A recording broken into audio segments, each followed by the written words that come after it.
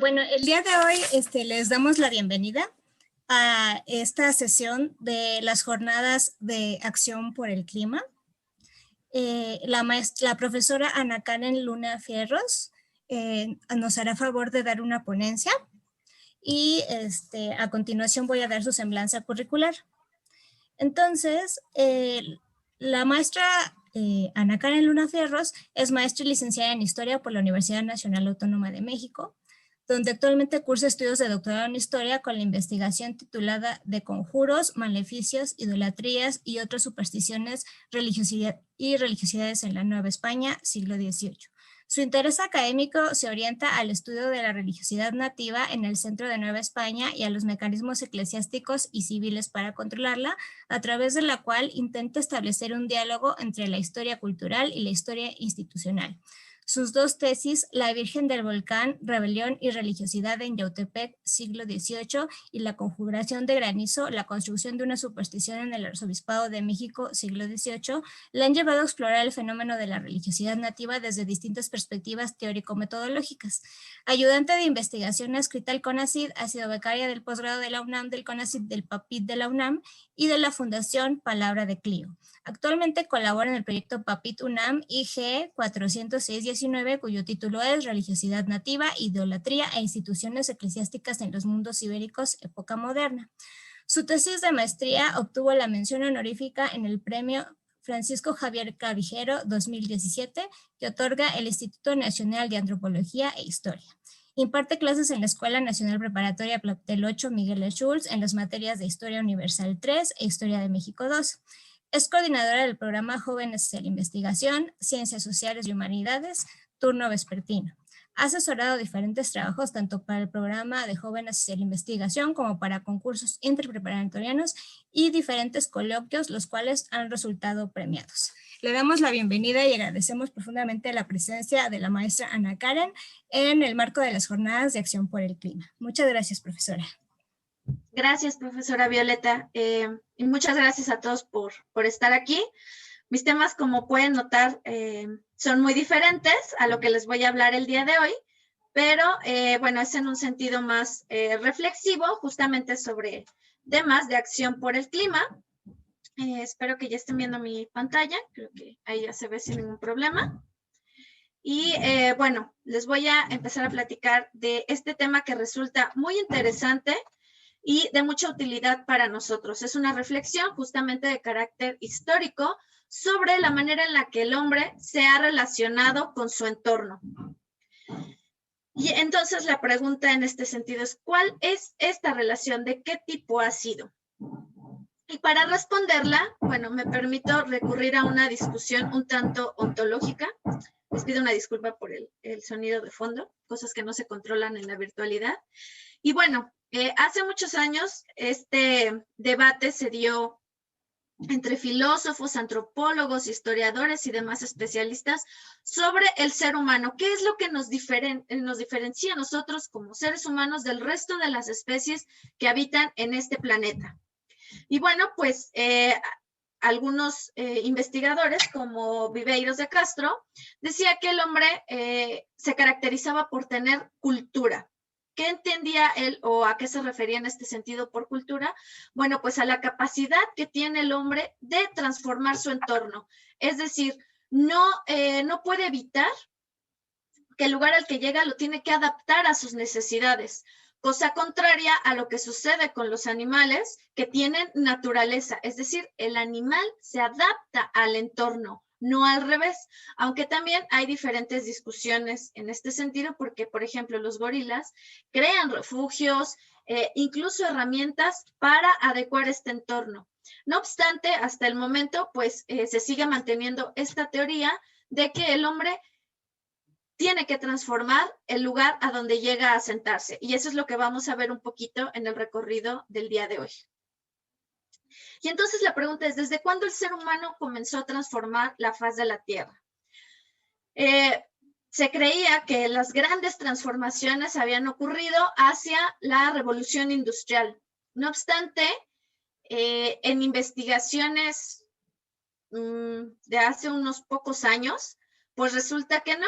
que la gran transformación, bueno, se sabía que la transformación se había dado desde la invención de la agricultura, pero no con el impacto que se dio en la segunda revolución industrial.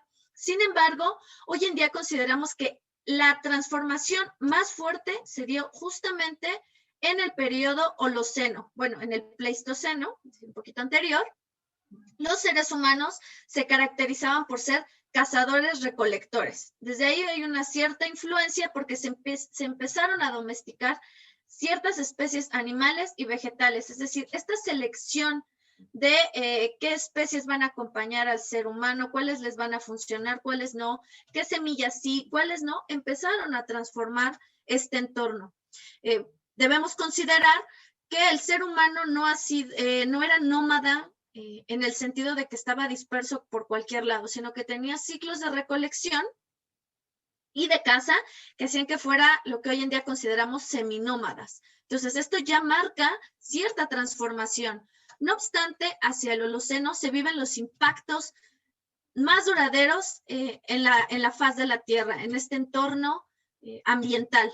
Más o menos lo estamos fechando hace unos 10,000, 8,000 años aproximadamente, que tiene que ver justamente con la invención de la agricultura, porque vienen dos cambios significativos. Primero, la transformación intensiva del uso del suelo, es decir, vamos a ver más adelante todas estas técnicas que se empezaron a emplear para hacer más productiva la tierra, y por supuesto el pastoreo, es decir, la ganadería. También vamos a ver implicaciones de esta actividad humana.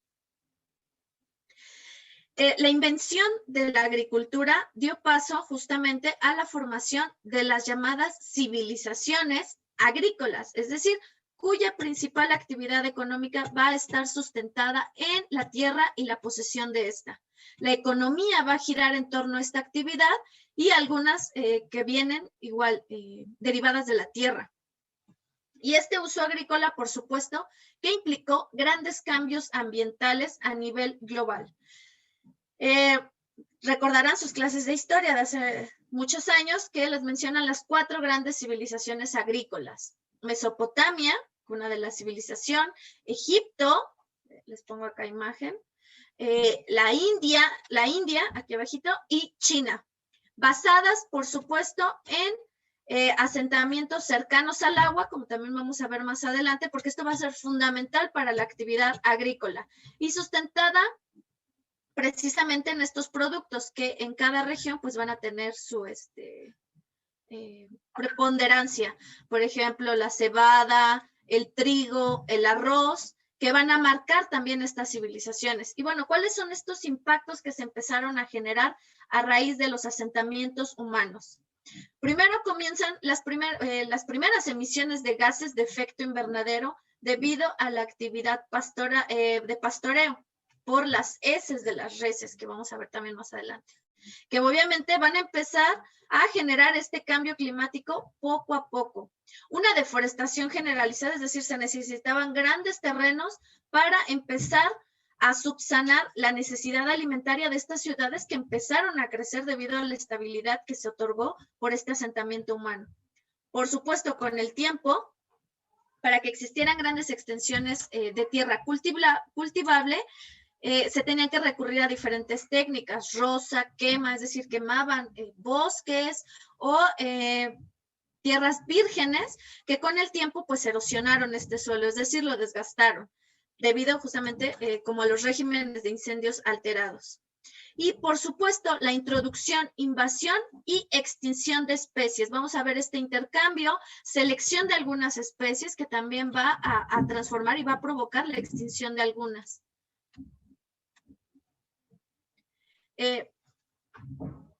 Prácticamente este sistema de agricultura, de pastoreo, se mantiene durante toda esta etapa de lo que llamamos historia antigua, que viene a llegar al final con la caída del Imperio Romano, dando paso a la etapa que conocemos como Edad Media. Aquí yo se las englobé porque pues, vamos a ver que el sistema económico y recordemos que el punto central de esto es la relación del ser humano con su entorno. Entonces, no va a haber muchos cambios en toda la parte antigua Digo, obviamente tenemos actividades como la pesca, el comercio, que por supuesto van a ir fomentando este intercambio en el caso de las especies animales, vegetales, que se van a ir introduciendo en terrenos que no les serán propios. Entonces, esto también va a provocar que se recurra a técnicas para hacer más fértil la tierra y que van a desgastar el suelo.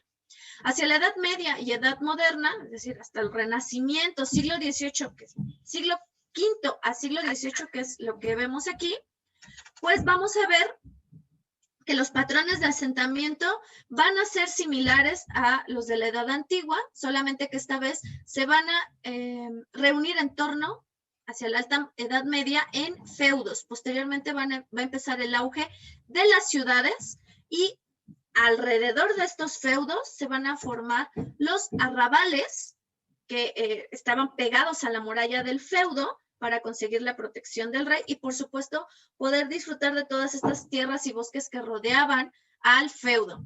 Y los burgos, que pues, es sinónimo de ciudades, que van a estar controladas o que van a tener entre su principal población a burgueses, es decir, comerciantes.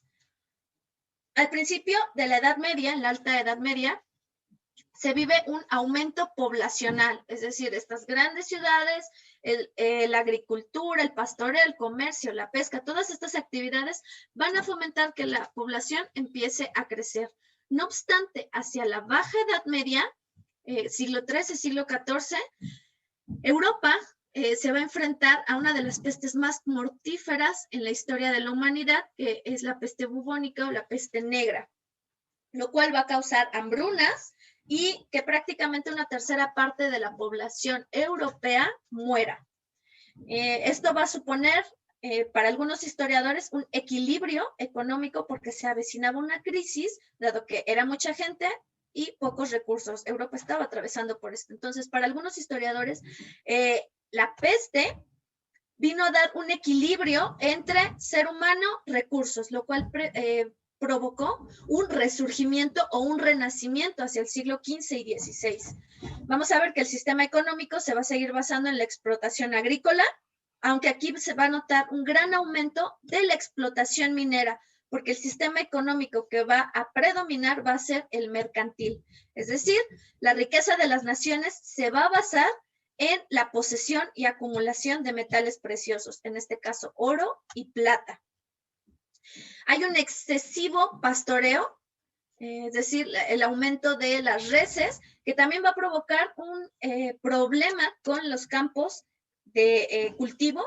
Era común escuchar estos pleitos entre agricultores y ganaderos, porque muchas veces las reses invadían el espacio cultivable, o sea, entraban las reses, se comían todo, y el peso también va a tener un problema o va a suponer una consecuencia para el desgaste de la tierra, para erosionarla.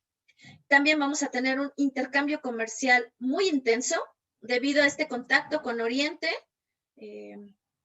Recordarán los viajes de Marco Polo, que justamente es la entrada o la llamada entrada de la peste negra de Oriente a través de Venecia y de ahí cómo se extiende hacia Europa, justamente por este intercambio comercial y de ideas, en el cual el impacto estará, o el impacto climático, tendrá que ver con la exportación e importación de especies animales y vegetales. Y bueno, hacia finales del siglo XVIII, bueno, mediados del siglo XVIII, finales, viene un cambio sumamente importante que todos conocemos como la Revolución Industrial. Inglaterra, que es donde surge, atraviesa por una revolución agrícola donde empieza a haber un excedente de materias primas y eso permite o provoca que el trabajo se tenga que revolucionar, mecanizar para hacerlo más eficiente. En suma, la revolución industrial supone el paso del trabajo manual o artesanal a la producción en serie, la mecanización de este trabajo. Pero trae como consecuencia, obviamente, la industrialización, que tiene consecuencias sociales, económicas y sobre todo climáticas, porque supuso la migración de mucha gente del campo hacia las ciudades porque ahí se encontraba el trabajo. Se creía que ahí estaba el progreso, mejor calidad de vida. Esto obviamente supuso un crecimiento desmedido de las ciudades que con el tiempo provocaron el hacinamiento, el aumento de enfermedades, sobre todo respiratorias, y por ende, un aumento considerable de la contaminación atmosférica. Hay una sobreexplotación de materias primas justamente para industrializarlas y pues se transforma esta economía agrícola que veníamos viendo desde la antigüedad por una economía capitalista. Es decir, esta transformación de materias primas en productos para venderlos y vuelve a empezar el ciclo, ¿no? Basado en el capital. ¿Cuáles fueron las consecuencias de este proceso? Pues justamente que, bueno, ahorita respondo las preguntas al final, váyanmelas poniendo en el chat.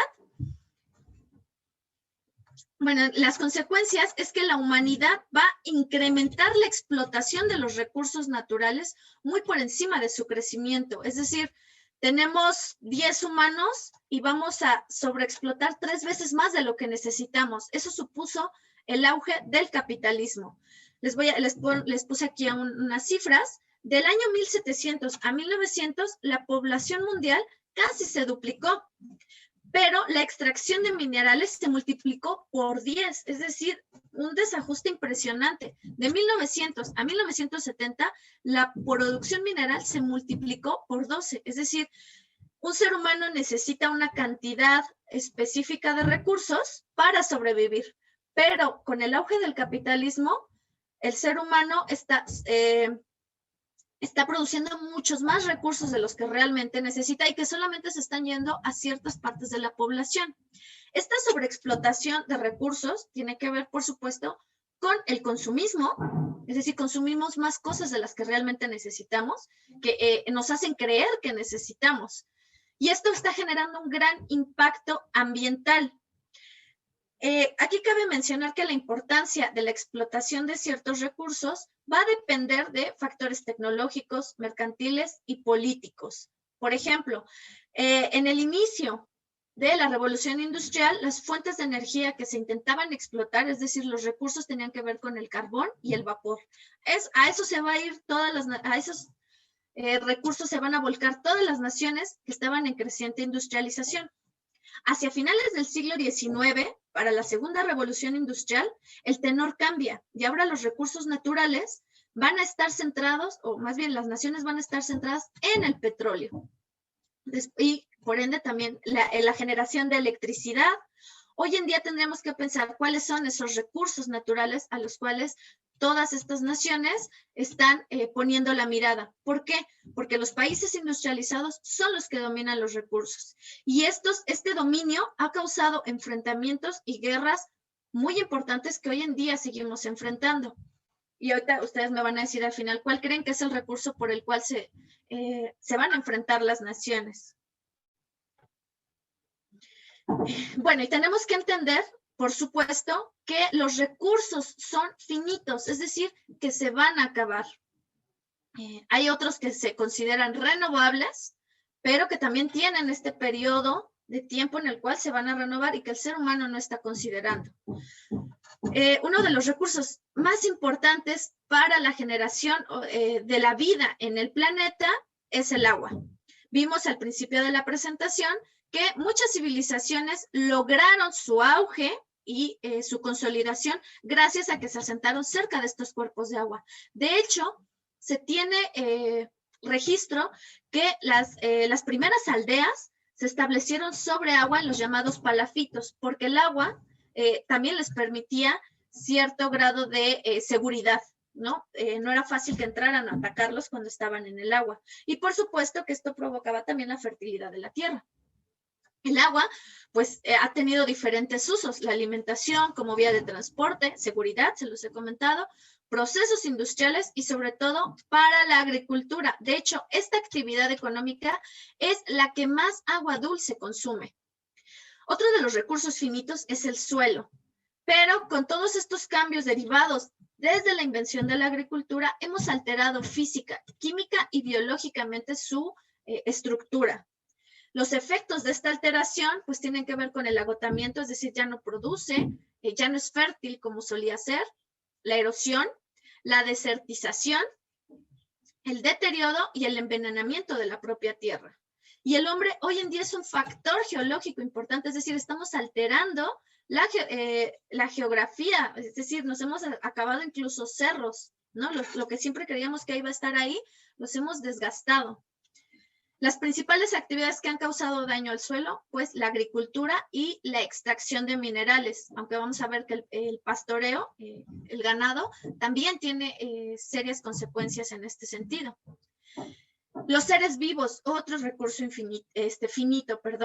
La ganadería, pues al seleccionar ciertas especies que consideramos que son las que nos pueden alimentar de manera más eficaz, es decir, que las podemos engordar y se pueden reproducir rápido, pues hemos causado una reducción de la biodiversidad. También tenemos que considerar los purines o excremento del ganado, que en exceso, es decir, este excremento en exceso, emite gases que son los que también tienen efecto valga la redundancia, en el efecto invernadero. Y por supuesto que la ganadería también supone procesos de deforestación, es decir, vamos a quemar bosques para tener pastos que permitan la cría de las reses. La pesca, misma situación. Al seleccionar ciertas especies, vamos reduciendo la biodiversidad y vamos ocasionando la extinción también de esas especies que seleccionamos. Esta alteración de los mares, de los océanos, también ha impactado en el cambio climático y, por supuesto, que tiene que ver un aumento de la temperatura, es decir, el derretimiento de los polos cambia la temperatura de los mares, de los océanos, de los lagos, de los ríos, y eso también causa la extinción y pérdida de muchas especies. Energías no renovables, es decir, estas que ya no vamos a poder tener, como el carbón, el petróleo, el gas natural. La energía nuclear está en discusión, pero también tenemos la posibilidad de explotar energías que sí son renovables. La energía solar, la solar térmica, solar fotovoltaica, la hidráulica, eólica, mareomotriz, geotérmica, de biomasa, de hidrógeno y de fusión, que son como de última tecnología, aunque muchas de estas también tienen sus limitantes, en el sentido que también implican transformar el entorno para adecuarlo y que podamos extraer el beneficio de estas energías. Por eso es que muchas de ellas, además de que son costosas, no están a disposición de todos y se considera que la inversión no supone una ganancia considerable a lo que se está invirtiendo. Entonces, por eso es que muchas de estas no son comunes. Y pues tenemos aquí un panorama enorme de lo que ha supuesto el hombre y su alteración al entorno. Estas son las principales actividades que ya más o menos les he mencionado, pero bueno, todas estas actividades económicas que ha desarrollado el ser humano desde que se hizo sedentario, desde que se inventa la agricultura, pues ha tenido estos impactos y hoy en día los estamos sufriendo como nunca antes en la historia. En el caso de la contaminación atmosférica, pues tenemos dos fenómenos. No quiere decir que sean los únicos, estos son representativos. La lluvia ácida, por ejemplo, que tiene que ver con el aumento de la quema de combustibles desde el siglo XVIII. Imagina todo lo que hemos estado acumulando. Esto ha provocado grandes cantidades de óxido de azufre y nitrógeno que suben, y eventualmente eso es lo que se mezcla con la lluvia. Los daños ambientales, pues es que se pierde la masa forestal, se acidifican los lagos y obviamente esto tiene un perjuicio a la vida, no solamente de las especies que habitan ahí, sino recuerden que estamos hablando de un entorno que está en constante relación. Entonces, si se altera un factor, se va a alterar todo. Otro de los fenómenos es el smog, que es un término que se acuñó desde principios del siglo XX, y que es una mezcla de las palabras humo, smog, y niebla, fog. De ahí viene la creación de smog.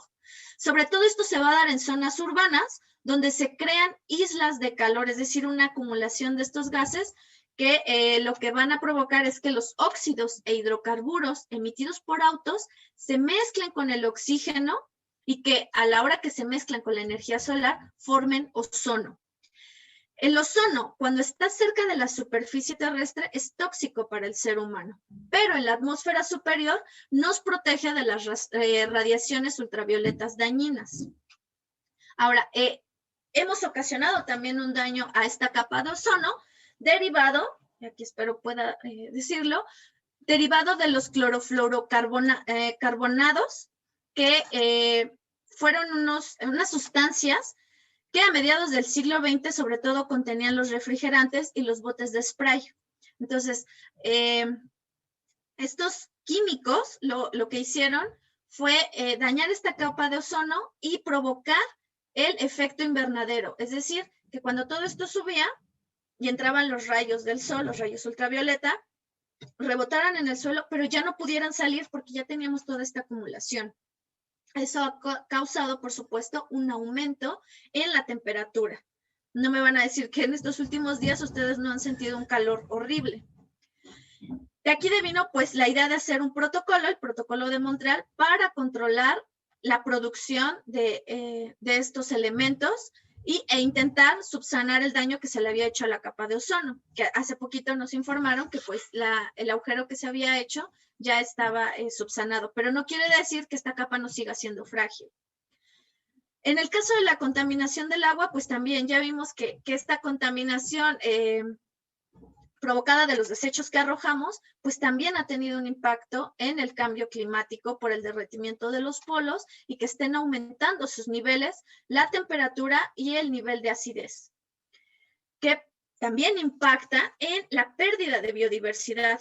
Antes se consideraba que en las selvas tropicales es donde se albergaba la mitad de las especies de todo el mundo, es decir, la zona donde había mayor biodiversidad.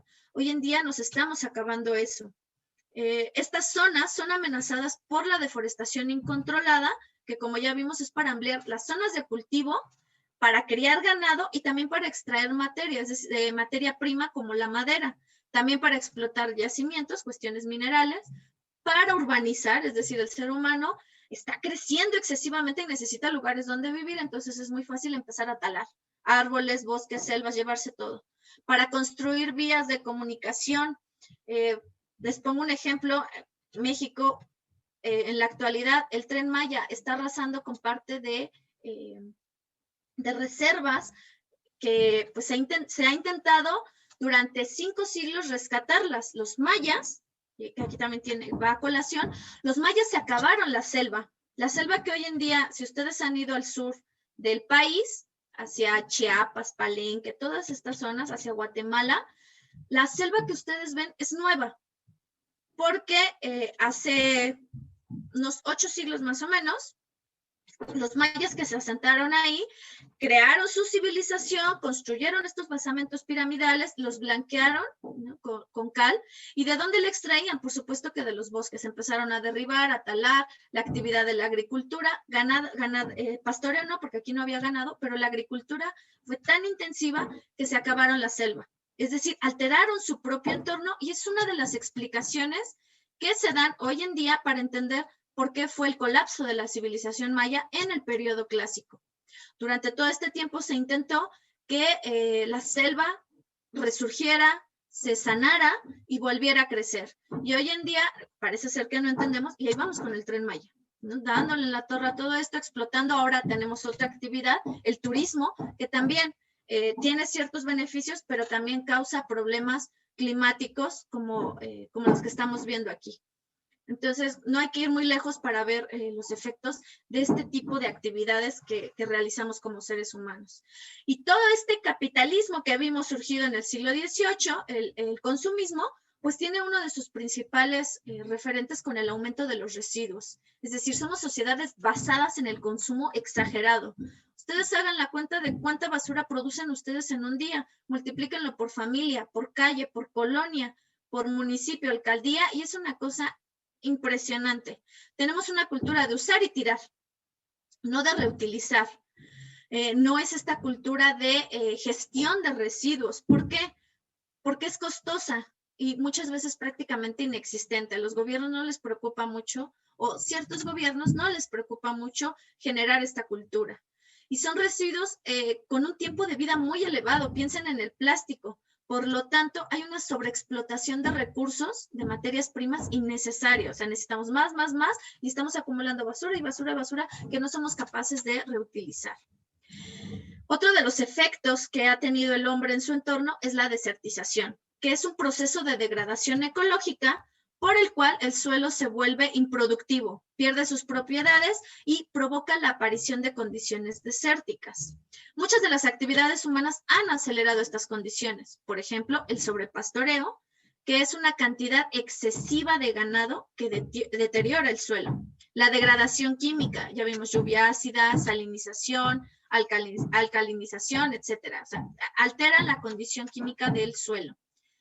Las actividades agrarias inadecuadas, por ejemplo, algunas técnicas de cultivo que han propiciado la erosión del suelo. Por ejemplo, esta de tumba y rosa, de tumbar y quemar para hacerlo más fértil. Es decir, estas cenizas hacen fértil el suelo, pero después de 3 años de estarlas explotando, ya no vuelven a producir. Y por supuesto, para tener estos suelos, pues la tala de árboles e incendios forestales que debilitan el suelo porque estamos quitando esta cubierta vegetal. Compactación del suelo, el uso de maquinaria pesada, así como el pisoteo constante del ganado, producen esta compactación, este endurecimiento del suelo, que va a provocar erosión. Sobreexplotación de agua. La escasez y sobreexplotación de estos recursos hídricos también ocasionan que el suelo empiece a perder todas sus propiedades. Y pues la urbanización, es decir, el avance y crecimiento de las ciudades hacen que el suelo se degrade, ¿no? Es de quitamos toda la cubierta vegetal y la llenamos de concreto. Deja de respirar, deja de entrar agua, deja de alimentarse y entonces estamos resecando todo. Y pues todo esto, por supuesto, tiene efecto en el cambio climático. El efecto invernadero, que a su vez trae como consecuencia el calentamiento global. Por lo tanto, en algún momento, muy recientemente, o sea, yo les hablo del año 1968 y ustedes dicen, uy, hace mucho tiempo, pero pues es la edad de sus abuelitos, o sea, el año en el que nacieron sus abuelitos o algo así, y les puede parecer muy lejano, pero en términos de historia ambiental, esto es muy reciente, cuando el ser humano de pronto se dio cuenta que había problemas. Ya vimos que a principios del siglo XX alguien inventa la palabra smog, alguien en algún momento detecta que hay un problema con el ozono, así que es esto del ozono, en dónde se rompió, qué pasó, es del siglo XX. Antes no había ninguna intención de cuidar el medio ambiente. Se han hecho diferentes conferencias, no se las voy a leer todas, aquí se las pongo nada más para que tengan algunos referentes de los temas a los cuales se ha centrado el mundo para intentar hacer un poco el freno hacia este abuso de recursos, ¿no? Parar la sobreexplotación de recursos naturales, también la idea de una educación ambiental para crear conciencia y poder conservar la naturaleza. Hasta 1992 se empieza a hablar sobre cambio climático, sobre que debemos conservar la biodiversidad, los bosques, y es hasta ahí donde se empiezan, justamente en la conferencia de Río, donde se planean estrategias que buscan el desarrollo sostenible de las naciones. Tenemos el famoso protocolo de Kioto, justamente para detener las emisiones de gases responsables del efecto invernadero, ¿no? Y últimamente, por ejemplo, el año pasado, la cumbre sobre emisión climática, para crear nuevos y ambiciosos compromisos para que se respete el Acuerdo de París sobre cambio climático. O sea, a pesar de que durante todos estos años se ha hecho una llamada de atención muy fuerte sobre que no podemos seguir así, pues tal parece que no entendemos, porque cada vez se hace más urgente empezar a frenar todo este abuso que hemos hecho de nuestro entorno desde hace siglos. ¿Cuáles son algunas de estas medidas que se intentan propagar a través de la educación ambiental para el respeto hacia nuestro entorno? Bueno, pues tenemos en principio diferentes ámbitos. El internacional, que son estos acuerdos que les he mencionado, y que pues intentan hacer una cooperación entre países. No obstante, por ejemplo, vimos que Estados Unidos en algún momento abandonó estos acuerdos porque pues, no le importaba, ¿no? Considera que no eran importantes. Estamos hablando de gobiernos, de quien tiene la batuta, no de toda la nación. De ahí vamos a este ámbito justamente nacional, donde los gobiernos tienen que legislar, tienen que crear leyes para propiciar esta educación y este respeto. Nos vamos al ámbito regional, coordinación entre las comunidades para intentar buscar medidas que frenen este cambio. Local, la actuación de los ayuntamientos, ¿qué están haciendo? Y quizá la más importante, el ámbito individual. ¿Qué estamos haciendo nosotros como ciudadanos para frenar este cambio? Y creo que uno de los primeros pasos es hacernos conscientes de que hay un problema, conocer, porque a partir de ahí vamos a poder plantear soluciones a nivel individual. Ya lo demás está quizá fuera de nuestra competencia, pero cambiando desde aquí podemos, primero, empezar a ser conscientes de este problema, podemos buscar soluciones.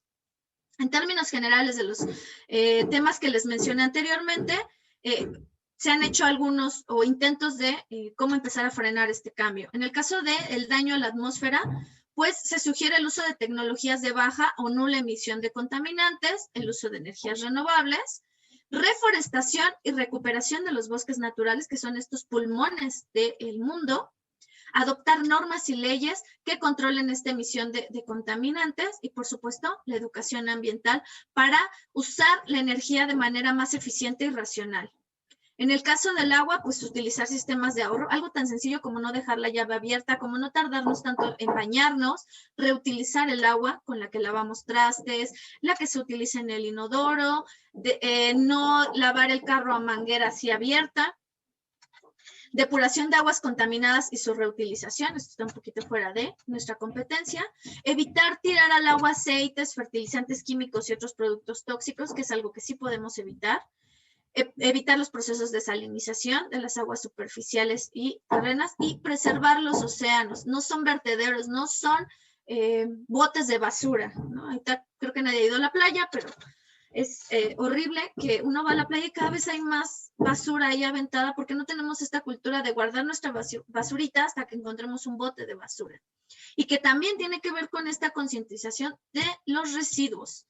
En la Ciudad de México, desde hace ya unos años, se ha intentado, bueno, creo que yo con éxito, separar la basura, orgánico e inorgánico, pero como no es oficial en todo el país, pues en algunos lugares no se hace. Aquí en el Estado de México eso no se hace, ¿no? Depende de la conciencia de cada quien.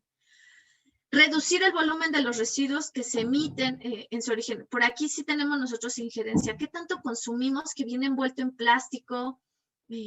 Cómo tiramos cosas, el hecho de estar cambiando de celular cada 6 meses porque sale el nuevo, también tiene que ver con esto. Reutilización, la reciclación, que ha habido varias campañas, creo que todavía podemos hacer mucho más por eso. Reducir los materiales para disminuir el gasto de materias primas y pues algo que nos mencionaban, no sé si vieron en la feria de alumnos, realizar compostas. Creo que aquí tenemos un gran espacio de injerencia porque no necesitamos terrenos, un jardín enorme, no. Este es uno de los proyectos que creo que cada quien puede hacer en su casa con muy buenos resultados. Los suelos, pues esto es a nivel general, ¿no? Casi internacional, de evitar estos procesos de desertificación que provocan la pérdida del suelo. También no es tan fácil que uno salga y ande reforestando y plantando arbolitos porque se tiene que tener un conocimiento del suelo y de plantar especies que son adecuadas al entorno, si no también ocasionamos ahí todo un cambio. Por ejemplo, a Xochimilco le ha pasado, ¿no? Y no nada más en especies vegetales, sino animales. Introducción de especies que no son del entorno, del ecosistema, que pueden causar alteraciones. Prácticas correctas en los cultivos, un pastoreo rotativo, es decir, aquí sembramos, dejamos descansar este suelo y sembramos acá, es decir, rotativo, no andar de aquí para allá, ¿no? Y por supuesto evitar los incendios forestales, eso es un gran problema. Biodiversidad, que también compete mucho a ámbitos nacionales e internacionales para establecer medidas de protección de especies amenazadas o en peligros de extinción, creación de espacios protegidos como parques nacionales y sobre todo respetarlos, que les vuelvo a comentar esta cuestión del Tren Maya, ¿no? Que está poniendo en jaque estos parques nacionales, estas reservas que se han intentado cuidar durante mucho tiempo y hoy en día se antepone el turismo, la economía a la cuestión climática. También controlar la introducción de especies exóticas que compitan con las autóctonas. Les vuelvo a poner el ejemplo de Xochimilco. Se trajeron, existían ajolotes, ¿no? Eran tradicionales de la Cuenca de México. El último reducto fue Xochimilco. Y de repente dijeron, ¿por qué no traemos truchas, no? Qué bonito, truchas, echarlas ahí, ¿no? Para que limpien el agua. Acabaron con los ajolotes. O sea, hicieron todo un descontrol del agua, del entorno, que era lacustre, que tenía un equilibrio hacia principios del siglo XX, todavía tenía ese equilibrio. Sancionar la caza ilegal y el tráfico de las especies, a veces andar comprando animalitos que uno diga, ay, qué bonito pajarito, también estamos fomentando este tráfico, ¿no? No necesitamos comprar un pequeño lince, un jaguar, para contribuir a este tráfico, ¿no? Incluso adquirir estas pequeñas aves puede ser un problema. Y bueno, también se propone la creación de bancos de semillas que garanticen la supervivencia de las especies. Y bueno, pues ha sido un recorrido muy rápido por una larga historia, y pues aquí les puse algunas de las fuentes que consulté para realizar esta presentación, que pues han sido muy interesantes. Les recomiendo sobre todo esta, la de Stephens, que justamente ellos en un estudio muy reciente, un experimento, están estudiando todos estos suelos que desde la época del Holoceno han sido transformados por la actividad del ser humano, justamente para crear esta conciencia de cuánto hemos alterado el entorno. Y bueno, pues con esto concluyo, y si la profesora Violeta lo considera, me gustaría pasar a responder las preguntas que ya tenemos aquí en el chat. Claro que sí, profesora. Si quieres te las voy mencionando, si te parece bien. El profesor Alejandro Martínez nos pregunta si consideras que este es un momento parteaguas en el impacto ambiental. Yo creo que ha habido dos momentos que han marcado el antes y el después. El primero fue la invención de la agricultura, es decir, estos momentos que yo considero donde ya no hay vuelta atrás, ya. La invención de la agricultura fue el primer gran suceso que transformó, ¿no? Que marcó un rompimiento. El siguiente, sin duda, la revolución industrial. Y creo que el tercero sí es muy reciente. Es decir, una vez que en el siglo XX se empezaron a detectar todos estos problemas ambientales, lejos de que el ser humano pusiera un freno, pues no. Parece ser como que fue incentivado más a seguir transgrediendo, y creo que sí se ha llegado a un punto donde ya no hay marcha atrás, o sea, ya los daños están hechos, lo único que podemos hacer es intentar no acelerar la extinción del ser humano, porque eso es lo que estamos haciendo. Incluso el COVID tiene que ver con esta invasión del ser humano a espacios que ya no respeta. Entonces creo que sí, ya este ha sido un punto donde ya no hay marcha atrás. Muy difícilmente vamos a poder regresar, ¿no? En algún momento se dijo, si hacemos esto, vamos a poder rescatar un poco de estos recursos naturales, podemos alargar la vida, podemos intentar que el planeta se recupere. Y hoy en día creo que ya no estamos en esa posibilidad, es decir, ya no se va a recuperar. Lo único que podemos hacer es que el fin del mundo no sea tan próximo. Soy muy pesimista, pero, híjole, después es algo que ya pensaba, pero después de hacer esta presentación, creo que sí, ya lo único que vamos a poder hacer es justamente alargar un poquito nuestra estancia en el mundo, porque yo creo que ya ni con el ser humano regresaría el planeta a lo que era, ¿no? Los daños creo que en algunos casos, en algunos factores, ya son irreversibles. Sí, soy pesimista, pero eso es lo que considero. Muy bien, maestra. También nos pregunta el maestro, ¿en qué momento dejamos de ser siervos y comenzamos a ser ciudadanos? Pues eso tiene que ver con la Revolución Francesa, ¿no? O sea, siervos tiene que ver con la idea de servir. Y en realidad nadie ha dejado de servir, ¿no? Todos servimos. La idea de ciudadano es algo que se inventa, incluso desde los griegos, ¿no? ¿Quién era el que era capaz de emitir una opinión? Con la Revolución Francesa, pues la idea de ciudadanos es aquel que es parte de la ciudad, que tiene voto, que tiene palabra en... Pero pues recordemos que esto puede ser muy engañoso, porque no todos somos ciudadanos, ¿no? En el caso de nuestros alumnos, serán ciudadanos hasta que tengan 18 años, mientras tanto no tienen voz ni voto, y ni aún después de que tengan 18 años les aseguro que tengan voz y voto, ¿no? Esta idea de la democracia, pues podría ser más un aparato de representación donde nos hacen creer que somos parte de, y a final de cuentas los gobiernos responden a otras necesidades, como les comenté aquí, muy de carácter económico antes que ecológico, ¿no? Es un círculo vicioso del cual no quieren darse cuenta por tener beneficios inmediatos. Entonces, a lo que nosotros nos toca hacer, pues es cambiar desde nuestro entorno así chiquitito, de dejar de tirar basura, de cerrarle a la llavecita al agua, porque es la competencia que vamos a tener. Más allá es difícil, ¿no? Entonces hay que cambiar uno para empezar a generar este impacto un poquito cada vez más amplio. Yo tengo una pregunta que quisiera hacerte justo. Hay una frase muy conocida que es que si no conocemos nuestra historia, estamos destinados a repetirla. Y con respecto a la naturaleza y a lo que hemos hecho con el ambiente, ¿qué opinas al respecto? Pues en el entorno de la historia, nosotros tenemos otra, ¿no? Que es más triste para el historiador ver que la gente desconoce esta historia y por ende vuelve a repetirla. Yo creo que no se trata de conocer la historia, ¿no? Porque yo conozco muchas personas que son eruditos en historia, sin ser historiadores. Yo no lo soy, yo no soy erudita y aún así siguen haciendo cada barbaridad que uno se impresiona. Aquí no se trata de conocer, se trata de entender, de explicar y de encontrarle un sentido. O sea, yo les acabo de hacer un recorrido así muy rápido, que en historia no solemos hacerlo porque estamos generalizando, no estamos dando pasos agigantados sobre un proceso que tiene muchos matices. Pero no se trata de conocerla, sino de identificar el problema en nuestro presente y por supuesto que la historia nos va a ayudar a encontrar en qué momento la regamos. Y muy probablemente nos ayuda a reflexionar para encontrar una mejor solución. Para eso creo que sirve la historia, no para acumular datos, no para entretenerlos con datos curiosos sobre los mayas, por ejemplo, sino para que vean qué ha pasado, qué pasó, y que por supuesto no son problemas nuevos. O sea, esto viene desde que el ser humano se hizo sedentario, ¿no? Desde que empezamos a hacer civilización. Entonces, ¿qué estamos haciendo nosotros ahorita? No porque yo les diga, nos va a pasar lo que a los mayas, porque es un contexto muy diferente. Seguramente a nosotros nos va a ir peor, ¿no?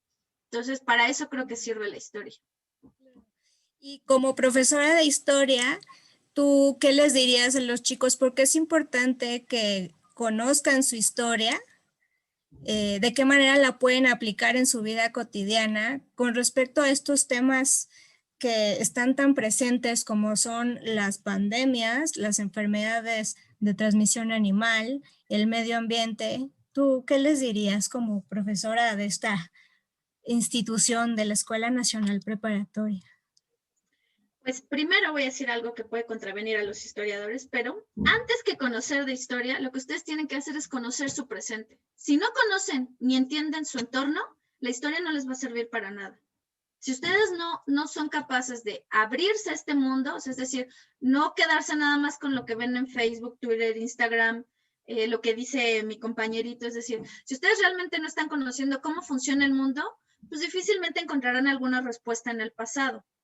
Entonces yo creo que lo primero que tienen que hacer es ser muy conscientes de su realidad, de su entorno, de su tiempo, de su espacio, y entonces ahí sí nos vamos para atrás, ¿no? ¿En qué momento aquí hubo, como mencionaba el profesor Alejandro, un parteaguas, ¿no? ¿Por qué pasó esto? Piensen ustedes cuando algo se les pierde, les voy a poner un ejemplo muy sencillo. ¿Dónde dejé el celular? ¿Qué hacen? Se van para atrás. A ver, ¿qué hice? Estaba aquí y antes estaba en la cocina y empiezan a buscar. Lo mismo funciona con la historia. Ustedes detectan un problema en el presente y nos vamos para atrás. Ah, ya entendí por qué pasó eso. Entonces, se hace una conciencia de entonces hacia dónde tiene que ir el cambio. Al menos así yo considero que funciona, ¿no? A mí para eso me sirve la historia. Interesante. Bueno, aquí Juan Francisco Hernández nos pregunta, ¿podríamos decir que el sistema capitalista es el principal causante de este desequilibrio ecológico? Al menos de los últimos 2 siglos, sí. Pero no lo veamos como un ente abstracto, ¿no? Ay, el capitalismo, no. Todos somos parte de ese sistema. O sea, ese sistema no es allá lejano, efímero, que no lo podamos tocar. O sea, no es Dios. Es algo que existe, es un sistema en el cual todos estemos insertos. Les voy a poner un ejemplo, o más bien hacerlos pensar. ¿Qué necesita el ser humano para sobrevivir? Tiene que cubrir sus necesidades básicas. ¿Cuáles son esas necesidades básicas? Comer, o sea, alimentación, dormir, cubrirse, ¿no? Antes no era necesario, hoy en día sí, por supuesto, por cuestiones, climáticas, de supervivencia, reproducción. Una de esas condiciones o necesidades que tiene que subsanar el ser humano, imaginen, ustedes necesitan agua, ¿no? Necesitan hidratarse. Y no porque nos estemos acabando el agua les voy a decir dejen de tomar agua. No, al contrario, lo necesitamos, es parte de nuestra biología. Pero no necesitamos tomar refresco. Esa es una creación capitalista. O sea, aquí no quiero hacer comerciales, pero por ahí vi que alguien ya la mencionó. La coca para mí es el principal referente del capitalismo. Y les he de decir que yo soy fan, de verdad que es un gusto culposo, no lo puedo evitar. Pero la coca no la necesitamos, al contrario, nos genera un círculo vicioso. Contaminación, uso de agua impresionante en el proceso de industrialización, y que yo la he intentado dejar tantas veces a ratitos, así como no la necesito, pero también vean toda esta mercadotecnia comercial de que les crean estas necesidades. Ustedes necesitan calzado y vestido porque nuestra condición de ser humanos actualmente ya no nos permite andar descalzos y desnudos por ahí, pero no necesitan los últimos tenis Nike, Puma, Adidas. No necesitan tener 20 pares ahí de los últimos tenis que están a la moda. Chicas, no necesitan la última colección de Bershka, Zara en ropa, porque ahora ya son, aparte de todo, telas sintéticas que no duran, están diseñadas para ser efímeras y que puedan consumir más y más. Chin, ya se rompió, pero está bien bonito, necesito otro suéter. Y ahí van por el siguiente suéter. Ah, no, esto ya no está de temporada, ya no es moda. Necesito ahora cambiar porque si no, ya me veo pasada de moda. Esas son las necesidades que crea el capitalismo. Y si se dan cuenta, a varios ahorita ya les di así como que topes, porque todo el mundo estamos insertos en el mismo y lo estamos reproduciendo. Y todo esto tiene consecuencias ambientales, pero a cortito plazo, o sea, inmediatas. ¿Cuántas personas? Maquillajes también. ¿Cuántos hacen experimentos en animales? Consumir cosas que no necesitamos. En lugar de comer frutas, verduras, carnes, equilibrios, ay no, necesito ir al restaurante tal, necesito comer. Estas cadenas de fast food, también muchos de ustedes que están aquí hicieron investigaciones muy interesantes sobre la capa de ozono. Alguien hizo una investigación muy buena sobre la industria alimentaria. De ahora cuando estaba viendo la investigación de mis alumnas, me quedé con la boca abierta de sí es cierto, porque esta fast food nos invita a estar yendo a estos restaurantes y no vemos lo que hay detrás, ¿no? Que está esta sobreexplotación de las reses, y yo les comenté ahorita todo el proceso que implica, o sea, todo va de la mano. Una acción nuestra tiene una repercusión 10 veces mayor en el entorno. Muchas gracias, maestra. También nos pregunta por aquí Gabriela Rodríguez, ¿existen antecedentes sobre la cultura de la ecología en el pasado o es algo más reciente? Pues como cultura ecológica o como más bien cultura ambiental o educación ambiental, como les comenté, en términos históricos para mí es muy reciente, es prácticamente de ayer, ¿no? Porque en términos históricos pues es nada, ¿no? Para ustedes les puede parecer, híjole, uy, tiene muchísimos años, pero es muy, muy reciente, o sea, otro ejemplo histórico, ¿no? Que antes en Mesoamérica, ¿no? Aquí, antiguo territorio lacustre, los indígenas vivían en armonía con su entorno. Grave error, tache, no es cierto. Es el principal transformador, les voy a poner Ciudad de México, pues fueron los indígenas. Era un lago. ¿Qué dijeron? No. En lugar de sentarme en las orillas, no, chinampas. O sea, la chinampa más grande que hoy en día existe es el centro histórico. Empezaron a alterar todo su entorno, ganarle terreno al agua. Todo Xochimilco, por ejemplo, que es igual de los pueblos muy, muy antiguos, de las primeras tribus que llegaron de Aridoamérica, se establecieron en los pueblos altos, en la montaña, y empezaron a bajar conforme le fueron ganando territorio al lago. Y obviamente con esta creación de acueductos y de frenar el agua salada de Texcoco con el agua dulce de Xochimilco, de Chalco, empezaron a alterar todo. Los españoles lo único que hicieron fue llegar y darle continuidad a lo que ya habían iniciado los indígenas. Les puse el ejemplo de los mayas.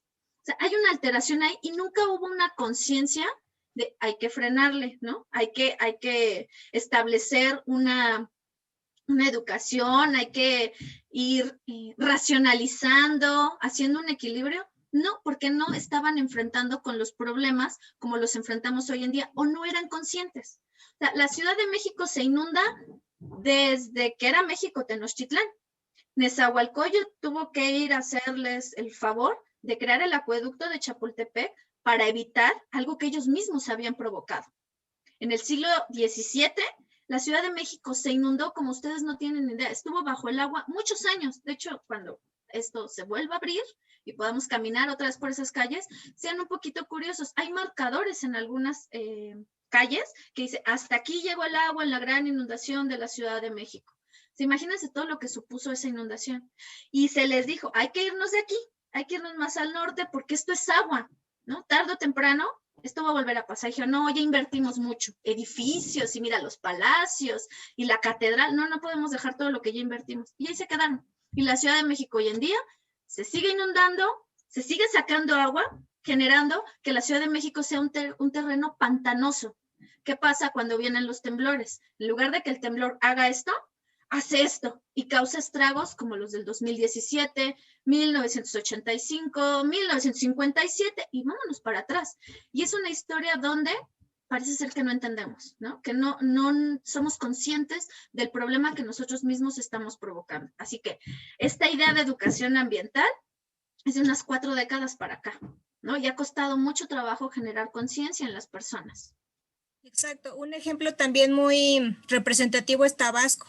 Cada vez que hay temporada de inundación, lo que pasa es que en realidad Tabasco es una pantanosa y luego la gente se queja de que llegaron los cocodrilos y que están ahí nadando entre ellos cuando viene la inundación, pero la verdad es que no es que los cocodrilos se metan a la casa de las personas, sino que nosotros nos metimos a la casa de los cocodrilos. Hay que tener como esa conciencia, ¿no? De cuál es nuestro papel y responsabilidad con respecto, pues, a la naturaleza, al ecosistema, ¿no? Porque muchas veces le echamos la culpa, pues, a lo demás, ¿no? A los animales, ya nos cayó la lluvia, el gobierno tiene la culpa, pero ¿qué parte de nuestra responsabilidad, pues, tenemos con respecto a esos desastres naturales que están ocurriendo, ¿no?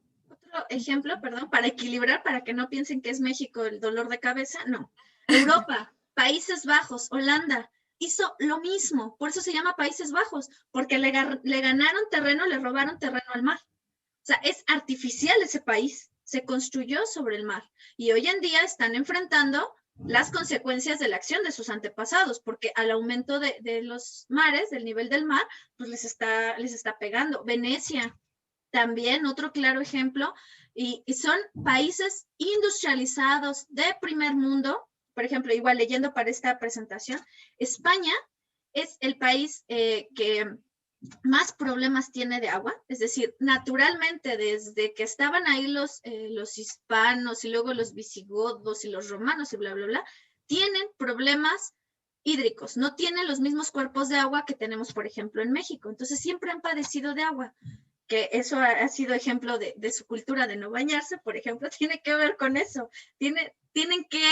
economizar, ¿no? Si ustedes van a España, es difícil que encuentren una regadera, son tinas, ¿no? O sea, en lugar de bañarse, parece ser que se remojan y causa mucho conflicto, por eso es dato cultural. Pero España, aún siendo consciente de esos problemas hídricos que tiene desde tiempos inmemoriales, hoy en día es el país europeo que más agua desperdicia. Entonces, esto no es una cuestión solamente de países de tercer mundo, en crecimiento o en vías de desarrollo, no. Países europeos de primer nivel están padeciendo este tipo de problemas. Yo, bueno, quisiera ya casi para finalizar, como alguna idea final, alguna conclusión que quisieras compartir con todos nosotros, con tus estudiantes.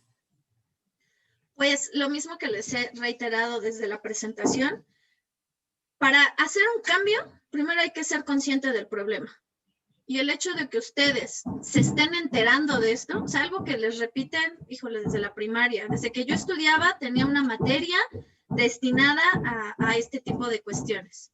Y también deben de ser muy, muy cautos en el sentido que ustedes conozcan también tiene limitantes. ¿Por qué? Porque una vez que ustedes conocen, se van a enfrentar a el desconocimiento del resto de las personas.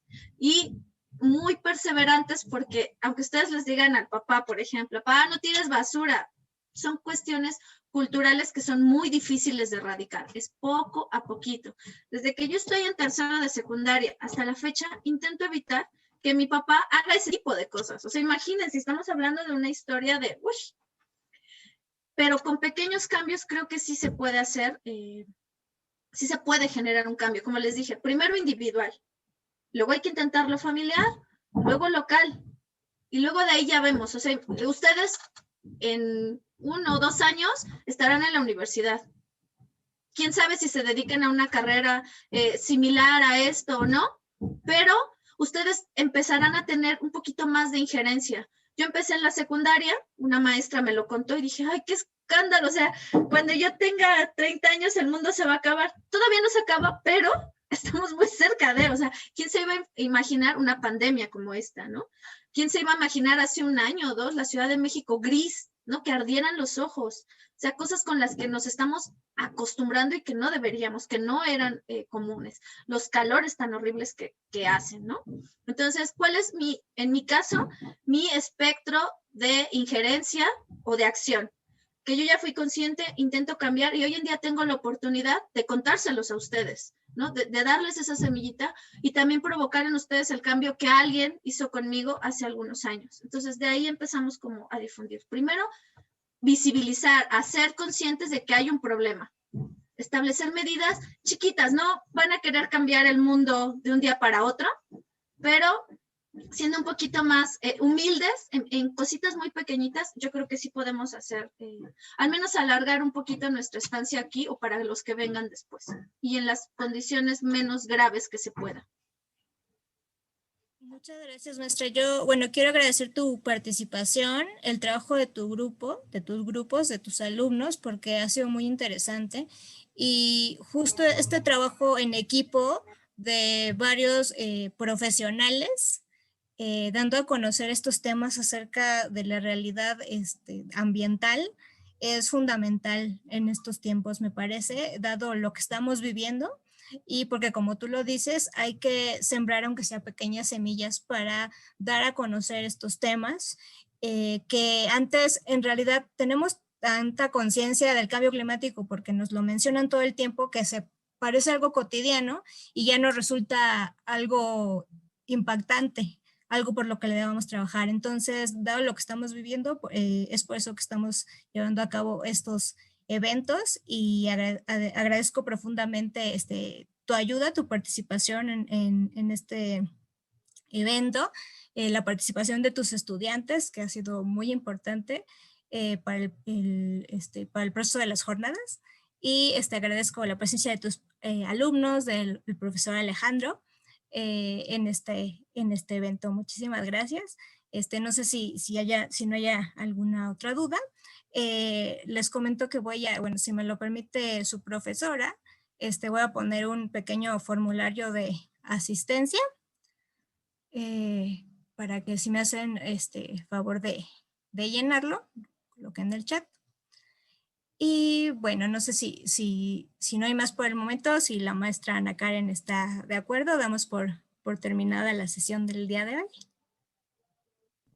Sí, muchas gracias a ti por este tipo de proyectos porque son fundamentales hoy en día y justamente porque están cruzando miradas, ¿no? Esta idea de la interdisciplinaridad creo que es también lo que va a abonar en que generemos esta conciencia y un cambio. Lo que un historiador puede ver no es lo mismo que va a ver un biólogo, lo mismo que va a ver un físico, que va a ver un químico. Cruzando miradas, las soluciones van a ser mucho más efectivas. Muchas gracias por este proyecto y porque nos pusiste a trabajar sobre temas que a todos nos sacaron de contexto. Muy interesante. ¿Te dicen que se necesita permiso en el formulario? Hay que, creo que modificarle.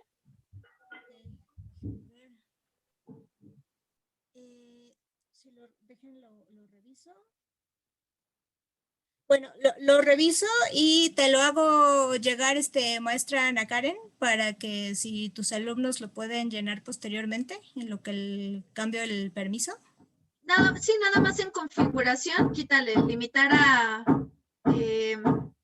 participantes de la ENP, quítale ese segurito y ya, solitos van a poder acceder. Entonces, nada más copien el link, chicos, y ahorita ya le vuelven como a resetear la página y ya les va a dejar entrar. Gracias, maestra. Sí, porque sí es cierto, restringir a los usuarios. Gracias, maestra, gracias por tu sabiduría. Gracias. Listo, muy bien. ¿Ya queda? Sí. Bueno, ya lo... Pues ya, chicos, ya nada más ahí, vuélvanle a resetear y ya. Muchísimas gracias. Pues muchas gracias por su presencia a tus alumnos, a la maestra, al profesor Alejandro, y bueno, seguiremos dando a conocer estas ponencias tan importantes. Próximamente las subiremos al canal de difusión cultural de Prepa 8. Muchísimas gracias por su presencia. Gracias a todos. Gracias, profesor Alejandro.